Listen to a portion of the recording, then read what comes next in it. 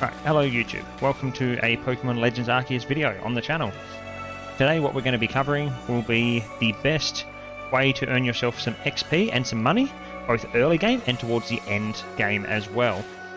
Now for this to happen, I would highly recommend having a decently leveled team, upwards of level 50 plus. You could probably do it a bit earlier with a lower level, however, it would be quite a challenging fight. So anything level 50 plus will be fine. You want to make your way to the gate that allows you to leave the Jubilife village. Come and speak to this guy over here. His name is Res. And you want to make your way into the Crimson Mirelands. So this area just over here generally would be the second area that you unlock. Once you load in, just go to the Mirelands camp. It doesn't matter which one, but Mirelands camp's a little bit quicker. Just mash the A button to get in. Once the map loads, we want to make our way to the outskirts of the Brava Arena. So up here at the top of the map. So obviously I've already got it unlocked. If by chance you don't, if you haven't got this far into the game just yet, you can just load into the Mirelands camp and make your way up along the coastline to get to it. But I'm going to fly straight to the Brava Arena. And for this particular method, we're going to be farming the Roserade that's down here. So if you follow the pathway down, just a little bit past the trees, there'll be an Alpha Roserade here. Now it is a level 50. However, that's why I recommended having a higher level team. It is relatively easy to farm, a decent strength Pokemon with a fire move or a flying move, and you've got it pretty well covered and sorted. Now this is great on its own just for the HP that it gains for your team, so at the moment I have a couple of low level EVs in here. I'm obviously trying to fill the decks out, so I've got a couple low levels just to kind of show you what you can do if you're trying to fill the decks. But the Roserade itself, considering it's level 50 and it's an alpha, is really good for XP when it comes to your Pokemon, which is great, and the items it drops fantastic. So you can see on the side there, my little EV got over nearly 2,500 XP, and the rest of my team that are in the 70s got almost 1,000. Now, what we're recommending using the Roserade for is because it drops one of two items. You're either looking at the Seed of Mastery or the EXP Candy L, so the large EXP candy. Now, these two items both sell for a decent amount of money. So, I think the Seed of Mastery sells for about $3,000. And I believe the EXP Candy L sells for 4,500, I think it was.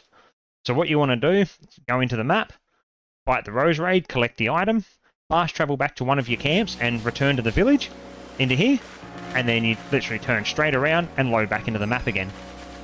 And you just rinse and repeat that method. With high level Pokemon, if you're doing it at endgame, you can probably have, it's about a 1 minute turnaround from start to finish to reset. So it can be quite a quick money maker depending on how your RNG is when it comes to the items. So if I go to sell these items, why is it playing a cutscene? Please don't play me a cutscene. I'm trying to make a video, guys. Like, come on, fucking work with me here. Alright, if you go to sell them, you'll see the Seed of Mastery sells for $3,000 a pop. I currently have 9. So that's 27,000 there, and they sell for 4,500, so it's 22,000. So in that short time, I've just made 50 grand. I've only been doing this, I've only been doing it probably 10 minutes before I started the recording. But yeah, it's that quick and that simple. And I mean, at that rate, if you were to run through and do this for, say, an hour or two, as an example, you could definitely look at making upwards of probably $100,000 to $150,000 an hour just by doing this method. So it's definitely a way to make the money. It will then save you having to go out and farm for items for Pokeballs. You can just farm for an hour, make some money, go and buy Ultra Balls, and off you go. Off you're out into the wild with 200 or 300 Ultra Balls. You're pretty well set. So it's definitely something to consider if you guys want to try and save yourselves a little bit of time in trying to resource gather and craft the items yourself. If you're happy to do that, by all means, do it. It is your game. You can play it as you please. But for those that are trying to find the most efficient method, this is definitely it. By far, this is the quickest way to be able to make some money and gain some XP. So you don't have to sell those candies either. If you wish to use them to power level your team, honestly, you can.